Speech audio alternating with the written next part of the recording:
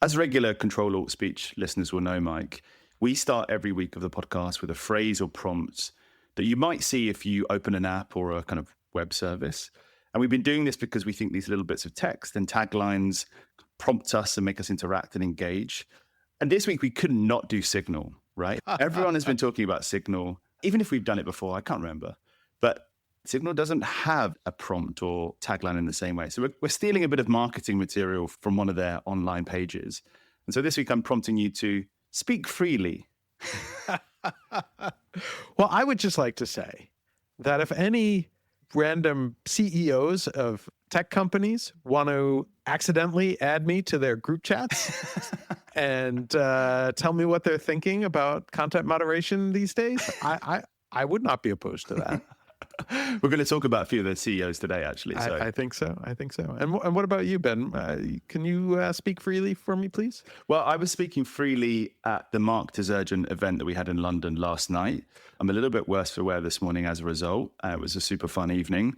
But I managed to incorporate, you'll be unsurprised, Mike, my renovation into my presentation about content moderation. So I spoke freely both about moderation and renovation, and I got a few comments and a few jokes about it, but it was fun. And you didn't end up winning the Twitter sign from last week's discussion for as part of your home renovation? Not this time, unfortunately.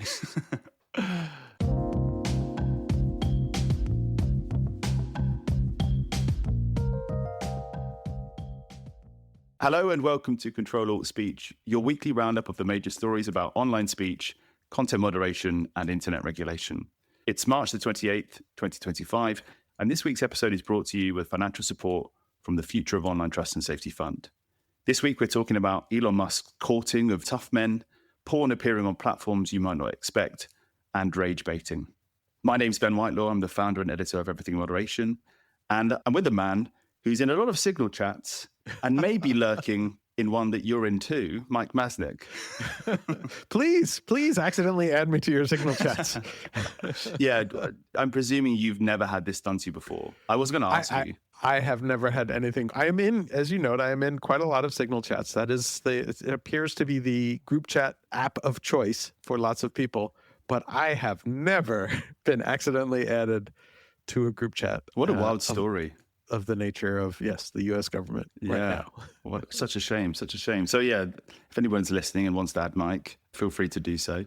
I've got some congratulations to give to you, Mike. I saw on the internet that you have been awarded a special award this week. Well, I think technically I don't get the award until October. Oh, okay. But it's been announced. You don't have possession. Okay. Talk us through it. The Protector of the Internet Award. Yeah. I've won the Protector of the Internet Award. I've asked them to give me a shield to go with the award. It's from the Internet Infrastructure Coalition, which is a really good group. I've done various projects with them in the past. I've spoken at their conferences in the past, and I think only recently have started doing this. This is not the first year that they've done the Protector of the Internet Award, but they've been doing it for a little while. They have a big thing where they fly a bunch of their members into DC and they meet with Hill staff and stuff, and then they have an award ceremony where they give out awards to a few people. And this year, very nicely, they have given me the Protector of the Internet Award. I forget who won it last year. They had told me, but I'm sort of forgetting now. Excellent. It's a nice, little thing. So that'll be in October. So you get to dress up and receive your shield. Yes. Excellent. Well, you might remember last week that we had a call out for some podcast reviews. And I'm glad to say, Mike, we've got some very funny listeners. Because the bar for submitting a review was not hating the podcast. And let's be clear here. This is what you told them. You told people, if you don't hate the podcast, please review it. And our listeners took us up on that with that specific prompt. with actual glee. Yes. We had 3 reviews, which is 3 more than we've had in the last 6 months. So thank you to those 3 listeners. And all of them said in their review, in some form, I don't hate this podcast. which is great. Yes. And I'm very glad to hear that. So thank you to those people who've left a review. For those of you who haven't left a review or who left a review a long time ago and want to update how you feel about the podcast, please go and leave a few words and a star rating on your podcast platform of choice when you can. It really helps us really reach our tentacles out into the wider world. And if you want to leave any other kind of coded messages within your reviews, please do. And we'll try and discern them and filter out what it is that the secret language is. Really, really, really appreciate it. And with that note, we'll crack on with today's stories. We're going to start with a familiar figure, Mike, but in a context that is slightly unfamiliar to him and to us. You found a few stories about Elon Musk and his courting of a couple of strongmen. Yeah, this has been interesting. I think, last week we tried to avoid talking about Elon, but you can only avoid talking about Elon for so long before he must enter the conversation. I think it's part of the, contract he has with the world at this point. He must be the main character. And so, there were a couple of interesting stories, and it sort of started with the fact that X decided to file a lawsuit in India, basically complaining about the nature of the content moderation demands from the government. And this struck me as interesting on a few levels. First being that we had spoken about the fact that old Twitter had also sued the Indian government over its demands. And in fact, that had been sort of an ongoing fight. And at one point, the Indian government had raided Twitter's offices in India. Nobody was there because I think it was in the middle of COVID. And there was all this sort of back and forth and pressure. And when Elon Musk had taken over Twitter and declared that the old regime was all into censorship and stuff. And then almost immediately, he started obeying a bunch of the orders coming from the Modi government to take down speech of critics of that government.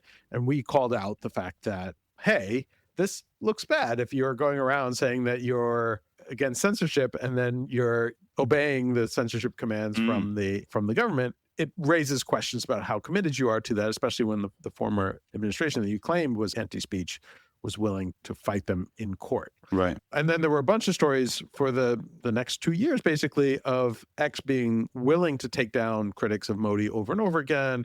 There was a documentary. There was a few other things along the ways. So just the fact that he is now stepping up and decided to sue is interesting and different, because that's a big shift. And as we've seen over the last few years, the thing that became clear was that mostly Elon was willing to fight when he disagreed publicly with the government. So if it was a more left-leaning government, then he would go on Twitter or X and declare himself to be a free speech martyr and talk about how, the awful Brazilian government is trying to get me to take down stuff.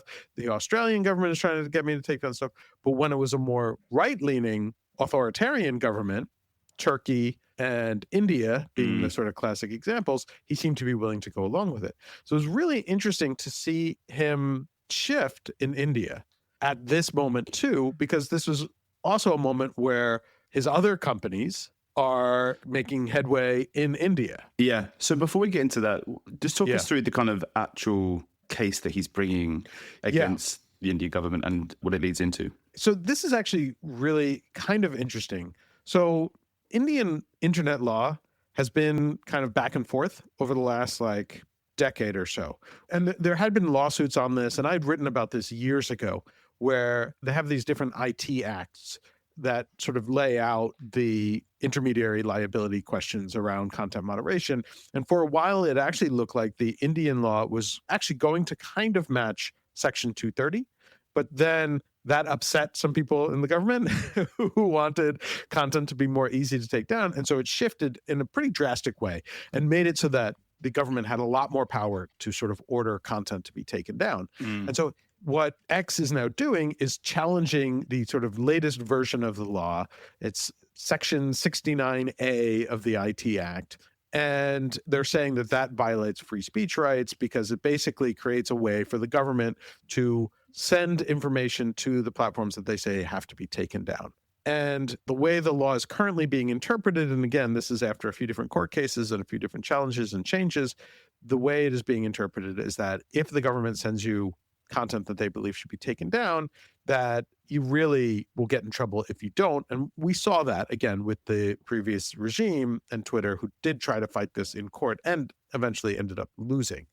Now, the government has responded to this, and I thought this was really interesting. And this response came out just before we started recording, to be honest. And they're presenting it as a very different thing. So in the lawsuit, Elon is referring to, or not Elon, but X and their lawyers. I'd love it if he wrote his own lawsuits. Yeah, that would be that would be quite something. But they're referring to it as a censorship portal, basically saying the system that is set up to have the government send requests is a censorship portal, which it probably is actually a fairly accurate description of it. The government is pushing back and saying, no, this is not a censorship portal. This is just a website that allows us to notify you of harmful content.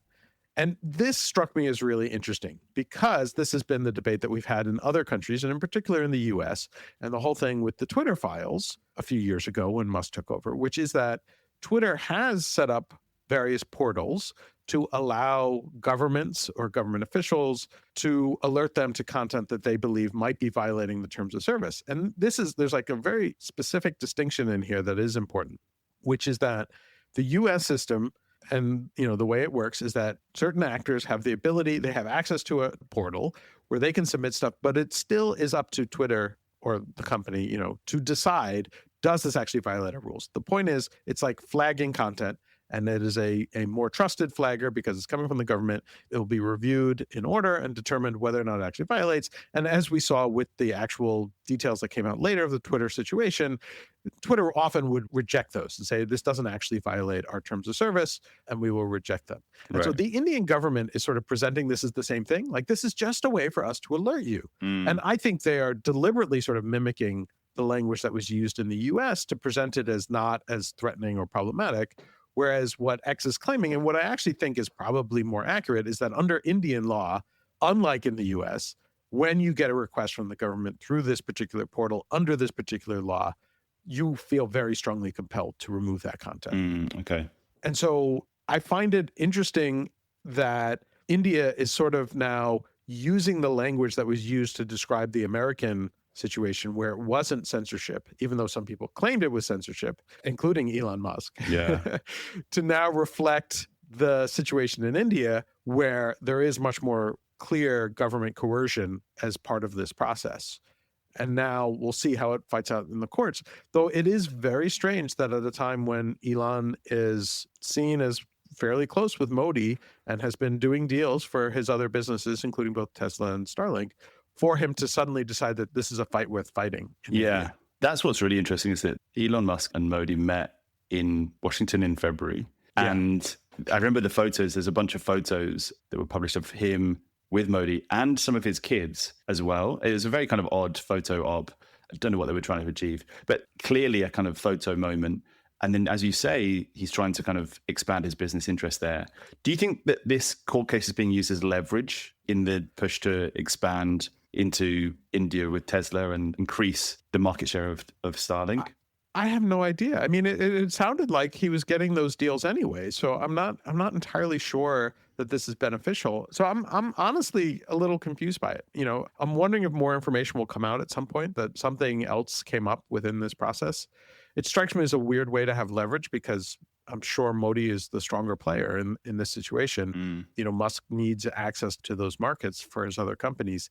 So it strikes me as strange. Just also the fact that, for the last 2 years, he's been willing to go along with Modi's demand. So I'm not sure what pushed him over the edge here. And in fact, that leads into, one of the other stories that we did want to mention here, which is that in Turkey, which is the other place where Musk has shown a willingness to roll over and do what was demanded, he's been taking down the accounts of various activists and opponents to the Erdogan government.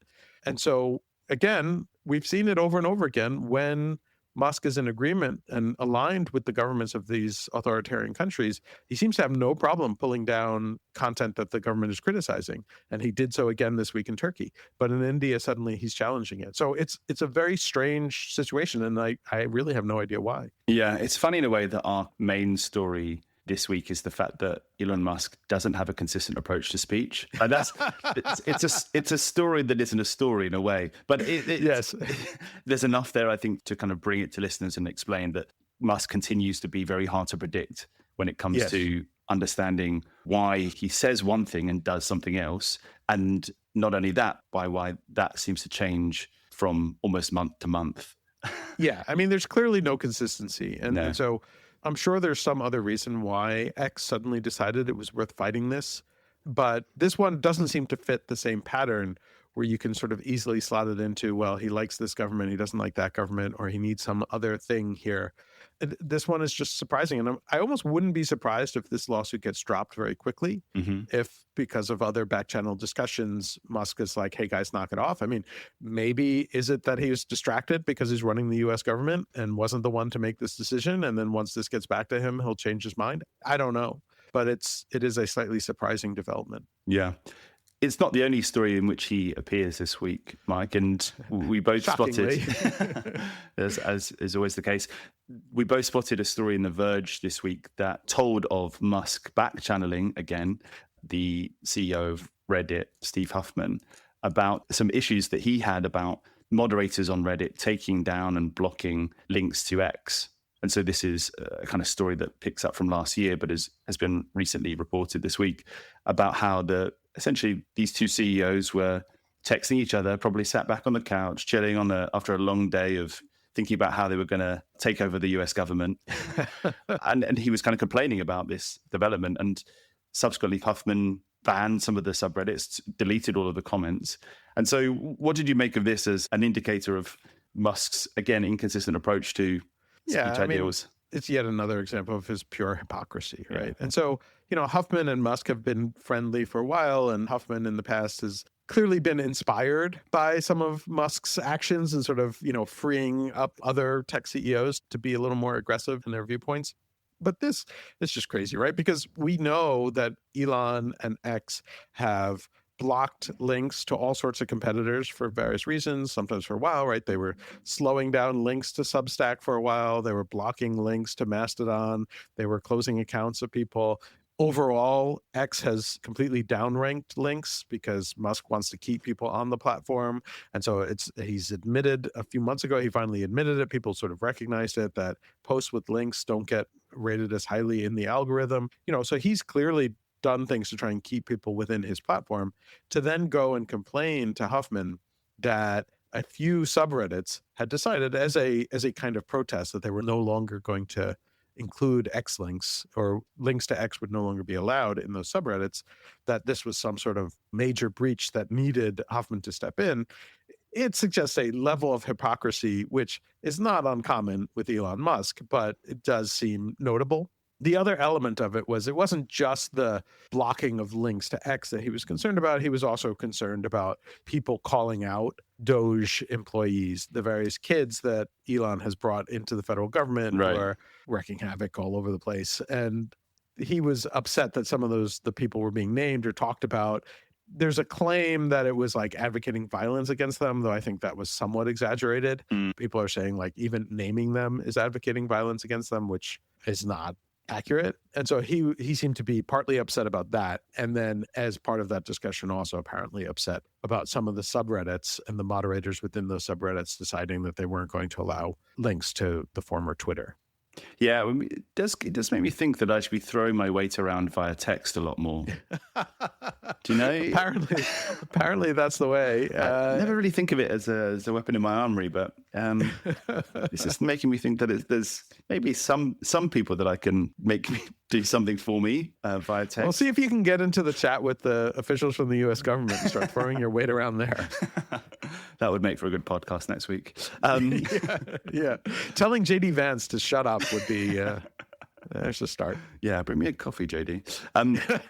So we're going to talk a little bit more about CEOs of platforms now, because I've kind of been listening to a couple of podcasts with some CEOs of platforms this week, and there's a really interesting difference in how they talk about content moderation.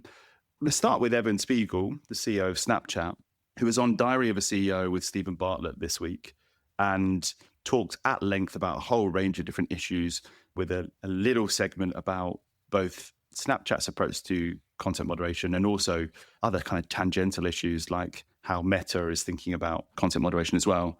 And we're going to play a bit of a clip for you. This is kind of technical wizardry that we haven't tried on Ctrl-Alt-Speech before, but you're now going to be able to hear a little bit of that interview with Stephen Bartlett, because I think it's a really good response and a really good interview around some of the issues we talk about here all the time on Ctrl-Alt-Speech. And there's a great example, I think, of a CEO who gets it to a large degree. So have a listen.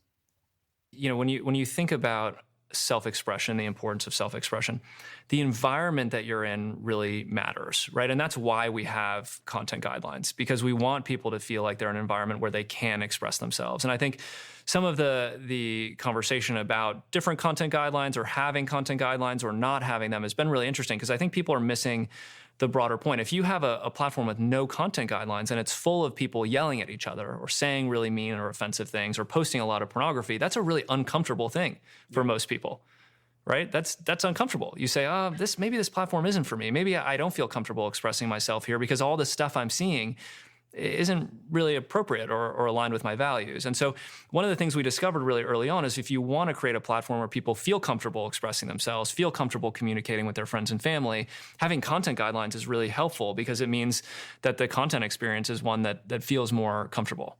But isn't that, people would say, well, that's censorship. I'm thinking now of the video that Mark Zuckerberg released about Meta's change to their moderation systems, moving to Texas, realizing that, I think he said that they'd over-indexed with their moderators in terms of left-leaning politics, so a lot of the right-leaning content had been censored. What do you make of that argument for content moderation, that we don't want to censor people? I think it's a misunderstanding of the First Amendment and how it applies. If we look at our country, the way, at least here in the United States, with the First Amendment, that really focuses on the way that the government interacts with content creators or content publishers. And it says, hey, it's not okay for the government to interfere with individuals or publishers' self-expression, right? That's not allowed. Mm-hmm. But one of the things the First Amendment also does is say, platforms or individuals can make choices about what sort of content they want to promote or want to have on their platform. That's part of the First Amendment. You can't force the Wall Street Journal to, put this article or that article or accept any article from any author all around the world. The Wall Street Journal, as a paper, it can decide what authors it wants to include on its pages, and that's part of the protected First Amendment expression we have here in this country. So this whole notion of censorship doesn't apply to companies that are private businesses that actually have a First Amendment right to decide what content is on their platform. And they may want to decide we're open to literally anything. Anything goes, no problem. And it seems like some platforms are making that choice. But other platforms like ours say, hey, in order to have a healthy set of discourse across our platform, in order to make sure people feel comfortable when they're viewing content on our platform, we don't want people to come across pornography, for example, or violent content or hateful content. That's not something that makes people feel good. And we actually want to make sure that content isn't on our platform because it doesn't comply with our guidelines. And that may be one of the reasons why in some of these studies it shows that people feel better when they use Snapchat, because they're not encountering, really violent content when they're using Snapchat. So listeners have heard Evan speak there about how Snapchat approaches content moderation, Mike. I mean, I think his response to Stephen Bartlett around the First Amendment was particularly interesting. And I wanted to note the fact that Bartlett has said a bunch of things in the recent memory around content moderation in relation to Meta. So I don't know if you remember, he posted on his LinkedIn page, which has many, many millions of followers, about the fact that Meta's move away from fact-checking and its changes to its content moderation policy represented one of the most important videos that people will see this year, and a course correction to what he seemed to suggest, and it was slightly coded, but seemed to suggest was a kind of overreach around content moderation. And I've listened to a few kind of Stephen Bartlett podcasts. I don't love the guy, but he has a slight tendency to kind of err into the manosphere, I find. And so it's interesting that he quizzes Spiegel quite openly about, is content moderation censorship? And Spiegel has a really good response, I felt. Yeah. Were you surprised by how well he handled that and the way he seemed to understood it? Yeah, I mean, partly and partly not. I think partly not because it was a great answer. I mean, it's an absolutely fantastic and very thoughtful and correct answer, understanding the things that this is not a First Amendment issue, that values determine what kind of community you want to build, and that is what users appreciate as well, and that there are reasons to do this that have nothing to do with censorship, but just what kind of community you're trying to build. I think it was a fantastic answer. Spiegel's been the founder and CEO of Snapchat for a while. He's gone through a bunch of these fights and arguments, and they've been involved in some of them. And I feel like he has a really deep grasp. So I'm not surprised in that he gets it right. The only thing I'm surprised in is that, like, feels like every other CEO in the tech space no longer does. Yeah. And if anything, like, Spiegel had the reputation historically, and this is probably unfair, that he was, he was a little bit more of like a frat boy, not really deep in the policy weeds on these things. And yet this answer suggests someone who's really thought deeply about these things and actually has a deeper understanding of it and is willing to explain it clearly, and not, what a lot of CEOs do is kind of deflect and mislead and sort of dance around it. And he was just very direct. He's just like, this is not a First Amendment issue. It's a values thing. We want to build a community. This is what our people expect. This is what our users expect. And this is the kind of thing that we've decided that this is what our values are based on. And it was, it's fantastic and clear and appreciative. And you can hear, I really have, I think I've maybe heard of Bartlett, but I've never seen any of his, videos before. I was not really familiar with him.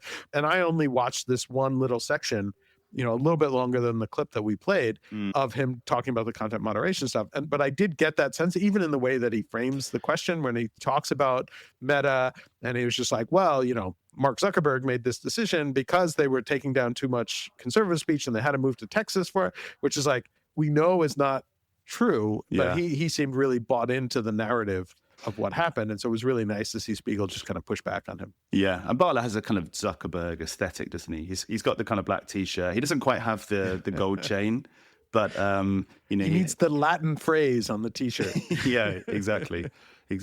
And Bartlett has been had some focus on him for showcasing and highlighting kind of health misinformation on podcasts as well. So he's incredibly, in the UK at least, he's incredibly well known. He's incredibly well listened to. He's got various books out. And he does seem to kind of, I would say, spotlight some slightly odd health experts, inverted commas. And so, again, you might expect Spiegel or anybody on the podcast to somewhat side with him.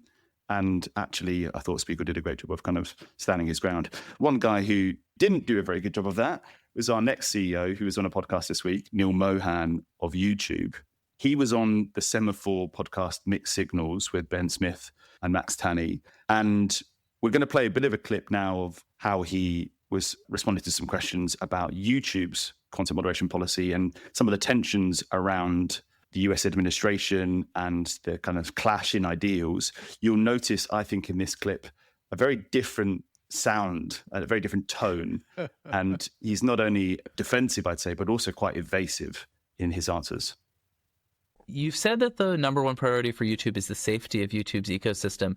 And we're in a moment when that's actually like a slightly unusual thing to say. And a lot of platforms are really backing off anything like content moderation, partly because of pressure from this White House and this administration. And I wonder if you feel like there's tension between you and the administration on, I guess, particularly issues around public health.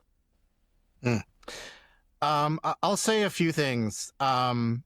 First, and kind of probably most important and kind of really at the top, is everything that we talk about, everything we just talked about in terms of the business, how content works on our platform, et cetera, is back to our mission statement, which is to give everyone a voice and show them the world. And the first half of that mission statement is really about free expression and freedom of speech. And I can say for myself, and I know for many of the colleagues that I work with every single day, that's why we come to work. Like, that's the power of YouTube, right? Like, that if you have an idea, you have a thought, and you want to share it with the world, then YouTube is a place where you can go and share it without somebody telling you that you don't sound the right way, or you don't look the right way, or you're saying the wrong thing, or what have you. And that is core to our mission, and everything that we do is ultimately, frankly, in service of that. And so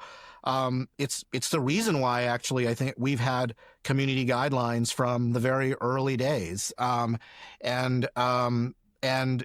in order to allow creators to be able to share their ideas, have this free sort of voice, freedom of expression, and to earn a sustainable living from it, we also have rules of the road in terms of how our platform works, right? Like, no porn or adult content or financial scams or what have you, right? Like back to the question around like when you turn on the TV, like that's not what consumers are looking for when they turn it on, and our advertisers, right? The brands that support that content aren't looking for.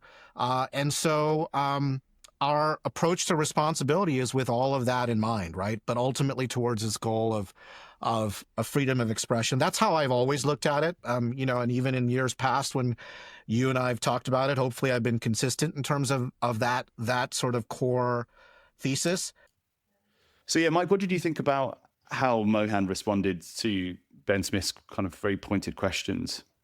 Yeah, I mean, this is unfortunately, the more typical CEO's response that we hear on these kinds of questions, where someone doesn't want to come out and say anything that then will be taken up by, probably a bunch of idiots on various social media platforms, taken out of context and presented as something to rally around. And so he says a lot of nothing, and he does so in a very sort of defensive way and doesn't directly address the issue. And he could have, right? I mean, it would have been great to have him come out and respond the same way that Spiegel does. And so, I think the contrast between Mohan and Spiegel is really, really notable. And it's unfortunate for Mohan that they both came out around the same time, but it's just such a different answer to effectively the same question. Yeah. And also I noted the fact that Mohan's responses have changed significantly in the last 2 to 3 years as well. It was only, I think, probably 3 years ago, and I know the world has changed a lot in that time, but he gave an interview to Casey Newton at Platformer in which he talked about working with other partners in the space, civil society organizations, nonprofits, kind of experts, to help remove borderline content. And that probably at that time made sense. You can tell from the clip that that idea is dead. Is very much just doing the bare minimum and no more. Well, I think it's in some senses even worse than that, right? Because this kind of answer, it's a not trying to say anything answer. It's an answer that's designed to try not to get anyone upset by not actually saying anything. And it's a lost opportunity. It's an opportunity where he could come out and say the same things that Spiegel said, which is that it's our place and we get to determine how things are. And yes, we're trying to enable free speech, but one of the best ways to do that is to have a setup that reflects values and that people don't feel harassed or feel that there's misinformation flowing there. And he didn't say that. And so I think it's a lost opportunity.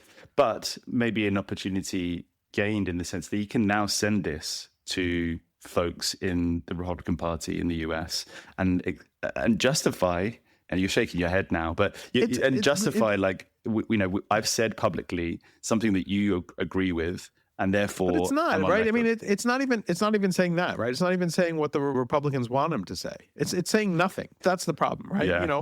I mean, with Zuckerberg at least. I mean, okay, so yes, you could say that this isn't the complete capitulation that Zuckerberg going on Rogan and saying a bunch of nonsense was just obviously completely ridiculous, untrue fantasy land stuff. Yeah, that the Republicans got excited about. Nobody's going to get excited about this. What he said was nothing. It was empty. Yeah, but sometimes the bare minimum is all these guys want to do, isn't it? Yeah. I mean, sure, he can point to it, but I don't think this would satisfy anyone. I don't think it satisfies anyone on any side of this debate because it's not the full-throated endorsement of any particular position. It is clearly trying to tiptoe around landmines. Do you think that the US administration will have the potential to go after Snapchat or put pressure on YouTube because they're not saying what they would like them to? They're not kind of towing the line, or?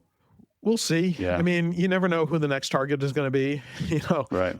Obviously, there are investigations going on now with the FTC that we've talked about where they want to go after tech, but we don't know who it is they're going after because most of the tech companies have sort of towed the line and kissed the ring. And so it's unclear. So maybe Snapchat just becomes a target, but I don't know. They haven't really been. You could see where it's been really easy because Snapchat is often considered one of the ones that kids use. And so whenever there are kid safety discussions, Snapchat will often come up. So I could totally see a kind of moral panic begin around Snapchat, and they'll say that they're not handling kids well and that they'll do stuff around that. But I don't know. It's impossible to predict with this administration. Yeah. Nonetheless, I think it's interesting to see two CEOs of two major platforms talking about content moderation in the same week. Yeah. And it does have the sense of these platforms trying to shape the narrative and be on the front foot with how they talk about this topic. Spiegel talks about proactively scanning for pornography in a way that Spotify, on our next story, might have something to learn from. You found this story about Spotify being unprepared, let's say, for some graphic content upon the platform. Yeah, this is almost hilarious, right? So anyone who's been in this space for any length of time knows that if you do any kind of user-generated content, like at some point you're going to have to deal with pornographic content and have a clear policy and a way to enforce it. That is even true with text, but as soon as you get to video or imagery, so Spotify has always been audio for the most part and music. And so that was less of an issue. They've gotten bigger into podcasts and there's been some controversy there. But now sort of realizing how much stuff is video and how many podcasts are now video, they've sort of moved into the video space. And apparently, even though their policies are that they will not allow pornography, they were unprepared for sexually explicit material suddenly showing up and getting very, very popular. And so they had the top business podcasts. Their listing of top business podcasts apparently included some fairly pornographic material, which is not normally what I associate with business content. No. And they were sort of taken by surprise and had to respond and said, oh, of course, we didn't intend for that. And that violated the rules. And they eventually took it down once it was called out. But it suggests that they may have moved into the sort of video market without preparing their trust and safety folks for the level of pornography and the ways that people are going to attack things like the trending lists and the top lists. Yeah, indeed. And it's surprising because it wasn't that long ago that they were embroiled in the kind of Joe Rogan scandal, and they faced a whole bunch of heat for their trust and safety approach, I would say. They then bought a company called Kinzen, which actually did some smart work to identify misinformation and kind of false narratives deep within podcasts and, kind of often hidden in far-reaching corners of the platform. Full disclosure, I did some work for Kinzen at some point before they were acquired by Spotify. That's how I know about them. Ding, ding, I finally get to do it. Ding, ding, ding. Ring the bell. And so it's surprising that they have kind of fallen into the same trap of, not necessarily tooling up or maybe skilling up around what has been something that has been known for a long time. I mean, everybody knows that. You don't want to make too big of a deal of it, right? Because again, content moderation scale is impossible, right? There's always going to be something that slips through. People are going to make mistakes. Things are going to get missed. So I don't want to make too big of a deal of it, but it is noteworthy that you would think any platform, as they're expanding into video and pushing video heavily, they have to realize. And in fact, so I think the video that sort of made it onto the top business list was it was taken directly from Pornhub, and in fact had Pornhub logos on it. And so somebody just ripped it, put it in there, and was able to get a bunch of downloads. But the fact that it made it into the top business podcast lists, you would feel that there would be a little bit of extra review before something gets to that level. And it's just sort of noteworthy that it appears that at least this particular attempt to get pornography witnessed on Spotify made it past the guards. Did TechDirt ever have a porn problem? In the comments, not a bad one. I mean, we certainly had the issue of spam, right? And so, and a lot of spam is sort of linking to pornographic content. Yeah. And so we definitely have had that. We did have, at one point, we had this weird thing where somebody was showing up and basically writing a novel in the comments to a very old TechDirt post. The comments are probably still there. And it was just reams and reams of text. Well, it had nothing to do. Like an erotic novel. Yeah. Yeah, it may still be somewhere in the TechDirt archives because I don't think we pulled it down. It was on a really old post, so nobody was reading it. It wasn't interfering with anyone. Yeah, and so I can't remember if we left it up or if we pulled it down. It was, and they were coming back every so often and just adding another chapter. It was massive. It was massive. We've had some weird things happen in the comments over time, especially older comments. Yeah. That just go back ages and people will put in all sorts of weird stuff. Maybe we'll do a special recording of the podcast in which we read out the erotic novel written in the comments of the TechDirt post decades ago. I don't even know if I could find it again. We were looking recently, we're at somewhere at 82,000, 83,000 articles on TechDirt at this point. And so, yeah, even finding that. And over 2 million comments. So Okay. it's we've got a fair bit of content. Yeah, good luck finding that. It's worth saying that Mike and I have been thinking about accompanying the audio version of Ctrl-Alt-Speech with a video version. And we have been umming and ahhing about it. We would love We to need to get to the top of the business list on Spotify. Seems like we have a way to do that. But yeah, if listeners, we'll keep it clean, I promise. If listeners have a view on whether they would listen and watch a Ctrl-Alt-Speech podcast on the platform of their choice, drop us a note, podcast@ctrlaltspeech.com, CTRLALT speech.com, and give us your thoughts. It might spur us on to do a version where we have both of our big heads on a screen together.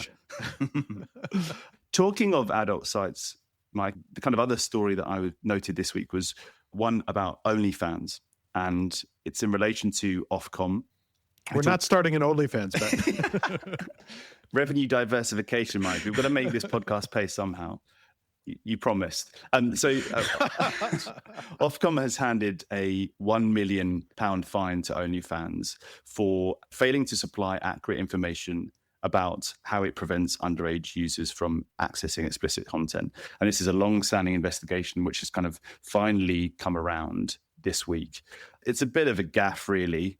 OnlyFans had told Ofcom that its challenge age, so the age at which it prompts users to tell them how old it is, was 23, only to find out from the tech provider that provided that service that it was actually set to 20. So there was a kind of gap of 3 years between what it told Ofcom and what was actually true. And that has led it to be given and to accept a £1 million fine. That in itself is interesting. But I think what's really fascinating to me, Mike, is the release of this story and the timing of it. Okay, so last week we talked about the Online Safety Act, the brand new but long in the making legislation in the UK finally being rolled out, and intermediaries in the UK being liable for the OSA. Only a week into that being true, do we have this announcement. And the announcement is actually not related to the Online Safety Act at all. It's in relation to a regulation that predates the OSA. It was in existence before the OSA came into being. So basically Ofcom could have brought this and did obviously bring it against OnlyFans at any point. But it waited until the OSA had been rolled out. Strategically. I think to potentially give the impression of Ofcom kind of doing its job and being the kind of enforcement power that it wants to be seen to be.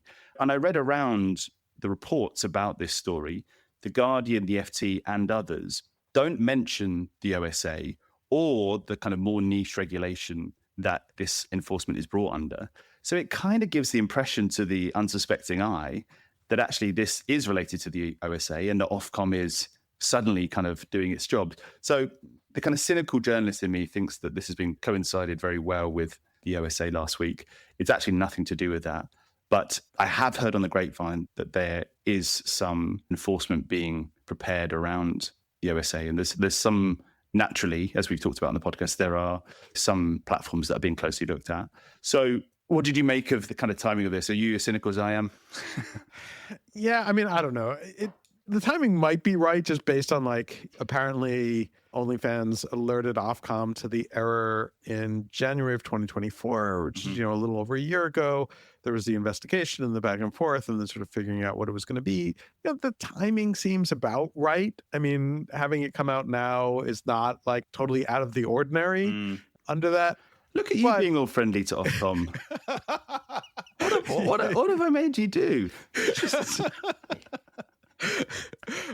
But yes, I mean, it is entirely possible that the exact timing of the release may have been, let's say, pushed back a few weeks or a month or something, recognizing that the OSA was about to go into effect and that everybody would be looking to Ofcom and to see how and when they actually started enforcing things under the OSA.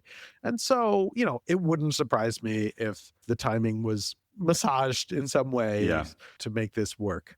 But, we'll see when the actual enforcements come out. But yeah, it'll be interesting to see whether or not this has any impact. And if people think okay, Ofcom is actually trying to enforce stuff, it's possible. I do wonder, I mean, you could argue too that Ofcom was man, I'm going to defend Ofcom again. They might reasonably have been concerned that if they had announced this, 3 weeks ago, that it would confuse people because like it was pre-OSA. And so it's like, well, wait, I thought this law isn't going into effect for 2 more weeks. So, why are they enforcing it now?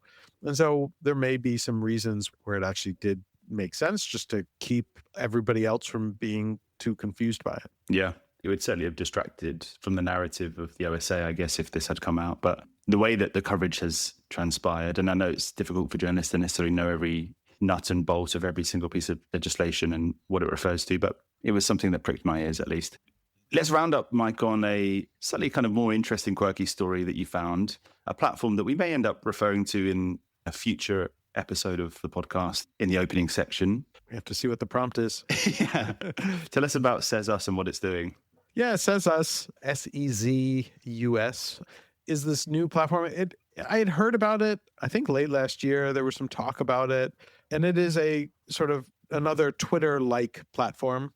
It was created by Joe Trippi, who is a sort of semi-famous political consultant figure, sort of became famous in 2004 as the campaign manager for Howard Dean and his sort of upstart internet-fueled campaign.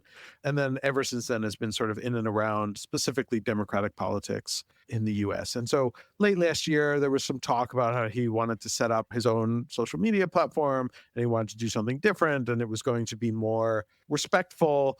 And, to some extent, like, we've heard all that before. Yeah. Like lots of people said that, especially after Elon Musk took over, was this idea that like, and usually presented in a way where you're just like, wow, this person is incredibly naive about the realities of human beings. Yeah. And let alone getting a bunch of them together. But there do seem to be, as the app is now officially launched, they do seem to have created a few interesting elements to it that I think will be worth seeing how well they catch on. And so in particular, rather than just relying on like a team of trust and safety officials to determine who is violating the rules and who isn't, there is an element of sort of crowdsourcing stuff where they've built in, they call it a reputation engine, that so users themselves get to rate other people's posts. And so it's sort of a mix of like community notes and Reddit upvotes and downvotes and even a little bit of like Wikipedia elements to it where it's like sort of crowdsourcing reputation. And the idea being that users who have a high score, their content rises to the top. Users that have a low score, their content will be not as readily, it'll still be there, but it won't work into the algorithms or be as readily shared and viewable. And, it's an interesting idea. I have questions about how well it'll work in practice. As soon as you get into this kind of thing, you worry about things about brigading and deliberative attacks on certain kinds of speech and how it can be abused and how, there's always fears about things like echo chambers and stuff, which I think might be a little bit overblown, but it's an interesting and different approach. And right now, the one thing that I do believe very strongly is that the more experiments, the better. And so I'm happy to see an experiment. I'm happy to see how it works. I might be a little skeptical that this will work out as well as they sort of think it will. But again, what we need right now is experiments. We need differentiation. We need people to try different things. And so I'm excited to see them enter the space. Yeah, I think it's an interesting feature and an interesting idea that might kind of inadvertently affect how platforms moderate and act as a way of slowing down harmful or egregious content. It kind of made me think a bit about the challenges of breaking through on a platform like that, though. If somebody has a reputation and they have built up a reputation on the platform, does that mean that kind of other voices can emerge and content can emerge in a way that... You definitely have a fear of like this becomes a sort of winner take all situation and the people with the most clout and the most power sort of stay that way. Yeah. You have a little bit of that no matter what on any social media platform. Obviously, people with bigger audiences just have bigger audiences as this is the natural way things are. But yeah, there is a concern that this leads into there's going to be a strata of users who are like the royalty and have all the power. And we have seen how that has failed on other platforms. And so most notably Dig, which is now coming back apparently, which was like the early version of Reddit where people would vote up and vote down stories. They had some sort of ranking system where particular users, their votes, if they were considered good signalers, their votes counted more. And that got to a point where it was actually kind of crazy where like the leading users on Dig, we had this happen to us. In fact, someone came to us and said, hey, I have like strong power signal on Dig. do you want me to promote tech-dirt articles? Right. And I know that in some cases there were people who were like sort of selling their ability to do that. That wasn't the person who approached us, was just like, I like tech-dirt articles, I would promote them. And I actually told him no, because I felt that felt like cheating to rely on someone like that. But like, once you have that kind of power, then there's corruption potential there. Yeah, I remember talking to a guy called Rob Allam, whose username on Reddit is Gallowboob, and he had a ton of karma. He was like one of the most kind of like largest Reddit users for karma, and he also used to get loads of approaches from companies and brands in which he was kind of invited to basically shill on behalf of the company, and he was pretty principled about it. But there are all these kind of unintended consequences of focusing on reputation, and it relies on having mitigating systems in place to I guess avoid that. So really interesting experiment. Will be interesting to see if that can scale and if people enjoy it, or see if those ideas proliferate onto other platforms as well. Yeah, and I'll note too that I do appreciate the fact that they're trying to build this in a decentralized way. They're using the decentralized social networking protocol, which is the Project Liberty project, and there's a few different social media apps that are using that. As someone who believes in protocols over platforms and decentralization, I'm excited that they're doing that rather than trying to build up a brand new thing from scratch. Yeah, indeed. Great. Thanks, Mike. That brings us to the end of today's episode. Thanks to our listeners for tuning in. If you enjoyed today's episode, or if you didn't hate it, you know what to do. No, let's raise the bar, okay? Mike. Last week it was didn't hate it. This week, let's get some. We really, really like the podcast. Okay, if you really, really like the podcast, I think these 3 reviews have gone to your head. But yeah, okay, if you really, really like the podcast, leave us a review in which you tell us that you really, really like it, and we will really, really like you. And if you like the podcast enough to sponsor an episode, we are in the market for sponsors. You get a mention at the start and the end of the podcast, and an excellent 10-minute interview with one of us. And our listeners are growing all the time. We're getting lots of really great feedback. So get in touch, podcast@Ctrl-Alt-Speech.com. Thanks for your time as ever, Mike. It's been great to chat to you. Thanks for all the listeners tuning in, and we'll speak to you next week. Thanks for listening to Ctrl-Alt-Speech. Subscribe now to get our weekly episodes as soon as they're released. If your company or organization is interested in sponsoring the podcast, contact us by visiting Ctrl-Alt-Speech.com. That's CTRL-Alt-Speech.com. This podcast is produced with financial support from the Future of Online Trust and Safety Fund, a fiscally sponsored multi-donor fund at global impact that supports charitable activities to build a more robust, capable, and inclusive trust and safety ecosystem.